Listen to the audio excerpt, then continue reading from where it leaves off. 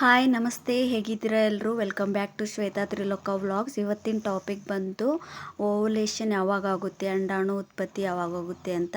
ಯಾರೆಲ್ಲ ಪ್ರೆಗ್ನೆನ್ಸಿಗೆ ಟ್ರೈ ಮಾಡ್ತಾ ಇದ್ದೀರಾ ಅಂಥವ್ರಿಗಾಗಿ ಈ ವಿಡಿಯೋ. ತುಂಬ ಒಂದು ತಿಂಗಳು ಒಂದೂವರೆ ತಿಂಗಳವರೆಗೂ ಪೀರಿಯಡ್ಸ್ ನಿಲ್ಲುತ್ತೆ, ನಂತರ ಮತ್ತೆ ಆಗಿಬಿಡುತ್ತೆ. ಹಾಗಾಗಿ ಅವರಿಗೆ ಪ್ರೆಗ್ನೆನ್ಸಿ ನಿಲ್ತಾ ಇರಲ್ಲ ಅಂಥವ್ರಿಗೆ ಈ ವಿಡಿಯೋ ಮಾಡ್ತಾ ಇರೋದು. ಅಂಡಾಣು ಬಿಡುಗಡೆ ಯಾವಾಗ ಆಗುತ್ತೆ ಅಂತ ಫಸ್ಟ್ ತಿಳ್ಕೊಬೇಕಾಗುತ್ತೆ ನಾವು. ಅದು ಗೊತ್ತಾದರೆ ತಾನೇ ನಮಗೂ ಪ್ರೆಗ್ನೆನ್ಸಿ ಟ್ರೈ ಮಾಡ್ತಿರೋರ್ಗೂ ಒಂದು ಐಡಿಯಾ ಸಿಗುತ್ತೆ ಅಂತ. ನಿಮ್ಮ ಪೀರಿಯಡ್ ಸರ್ಕಲ್ಲು 28 ಡೇಸ್, 30 ಡೇಸ್, ಒಬ್ಬೊಬ್ರದ್ದು ಒಂದೊಂದು ಥರ 35 ಡೇಸ್ವರೆಗೂ ಇರುತ್ತೆ. ಅವ್ರ ಪೀರಿಯಡ್ಸ್ ಆಗಿ 14 ಡೇಸ್ ಅಂದರೆ ಮುಂದೆ ಪೀರಿಯಡ್ಸ್ ಆಗೋ 14 ಡೇಸ್ ಹಿಂದೇನಾದರೂ ಕೌಂಟ್ ಮಾಡ್ಕೊಂಬರಬೇಕು. ಇಲ್ಲಾಂದರೆ ಪೀರಿಯಡ್ಸ್ ಆಗಿರೋ ಡೇಟಿಂದ 14 ಡೇಸ್ ಆಗೋವರೆಗೂ ಕೌಂಟ್ ಮಾಡ್ಕೊಂಡು ಬರಬೇಕು. ಆವಾಗ ಗೊತ್ತಾಗುತ್ತೆ ನಮಗೆ ಅಂಡಾಣು ಬಿಡುಗಡೆ ಯಾವಾಗ ಆಗೋದು ಅಂತ. ಒಬ್ಬೊಬ್ರಿಗೆ ಅದು ಗೊತ್ತಾಗಲ್ಲ. 14 ಡೇಸ್ ಅಂದರೂ ಸರ್ಕಲ್ ಬೇರೆ ಬೇರೆ ಇರೋದ್ರಿಂದ ಒಬ್ಬೊಬ್ರಿಗೆ ಗೊತ್ತಾಗಲ್ಲ. ಹಾಗಾಗಿ ಹೇಗೆ ತಿಳ್ಕೊಬೇಕು ಅಂದರೆ, ಇವಾಗ ಅಂಡಾಣು ಬಿಡುಗಡೆ ಆಗೋದು ಮಂತ್ಲಿ ಅಂಡಾಣು ಬಿಡುಗಡೆ ಆಗುತ್ತೆ ಹೆಣ್ಮಕ್ಕಳ ದೇಹದಲ್ಲಿ. ಪ್ರೌಢಾವಸ್ಥೆಯಲ್ಲಿ ಬಂದಿರುವಂತಹ ಅಂಡಾಣುಗಳು ಬೇಗ ಬಿಡುಗಡೆ ಆಗೋದು. ಅದು ಓವರಿ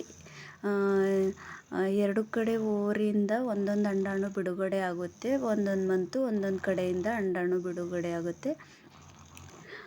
ಓವುಲೇಷನ್ ಆಗಿ 12 ಅವರ್ಸ್ ಇಲ್ಲ 24 ಅವರ್ಸ್ ಅಷ್ಟೇ ಅಂಡಾಣು ಬದುಕಿರೋದು ಅಂತ.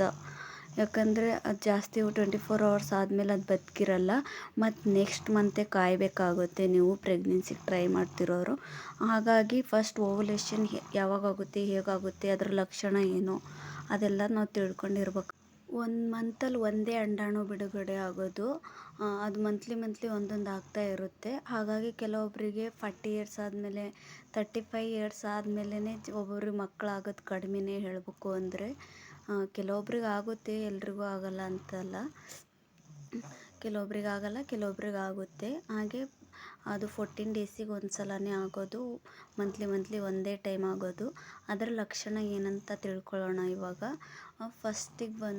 ಫಸ್ಟ್ ಲಕ್ಷಣ ಬಂದು ಅದು ಸ್ಪರ್ಮ್ಸ್ ಕೇಳ್ತಾ ಇರುತ್ತೆ. ಅದು ಬೇಕು ಅಂತ ಇರುತ್ತೆ ಅಂಡಾಣು ಅನ್ನೋದು.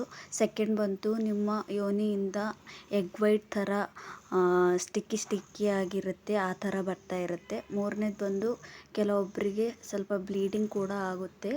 ಮತ್ತು ಇನ್ನು ಕೆಲವರಿಗೆ ಹೊಟ್ಟೆ ಕೆಳಭಾಗದಲ್ಲಿ ಕಿಬ್ಬೊಟ್ಟೆ ಹತ್ರ ಸ್ವಲ್ಪ ನೋವಾದಂಗೆ ಆಗುತ್ತೆ. ಮತ್ತು ಕೆಲವರಿಗೆ ಸರ್ವಿಕ್ಸ್ ಬಂದು ತುಂಬ ಸಾಫ್ಟಾಗಿರುತ್ತೆ ಆ ಟೈಮಲ್ಲಿ, ಓವುಲೇಷನ್ ಟೈಮಲ್ಲಿ. ಹಾಗೆ ಸ್ವಲ್ಪ ಸ್ಮೆಲ್ ಕೂಡ ಇರುತ್ತೆ. ನಾನು ಹೇಳಿರೋ ಇವೆಲ್ಲ ಲಕ್ಷಣಗಳಿದ್ದರೆ ಓವುಲೇಷನ್ ಆಗ್ತಿದೆ ಅಂತ. ಆದರೆ ಕೆಲವೊಬ್ಬರಿಗೆ ಒಂದೊಂದು ಥರ ಲಕ್ಷಣ ಇರುತ್ತೆ. ಇದ್ಯಾವುದಾದ್ರೂ ಒಂದು ಲಕ್ಷಣ ಆಗ್ತಿದ್ರೆ ಅದು ಓವುಲೇಷನ್ ಡೇ ಅಂತ ನೀವು ತಿಳ್ಕೊಬೇಕು. ಆ ಟೈಮಲ್ಲಿ ನೀವು ಪ್ರೆಗ್ನೆನ್ಸಿಗೆ ಟ್ರೈ ಮಾಡಿದರೆ ಖಂಡಿತ ನಿಮಗೆ ಮಕ್ಕಳಾಗುತ್ತೆ, ಪೀರಿಯಡ್ಸ್ ಅನ್ನೋದು ನಿಲ್ಲುತ್ತೆ.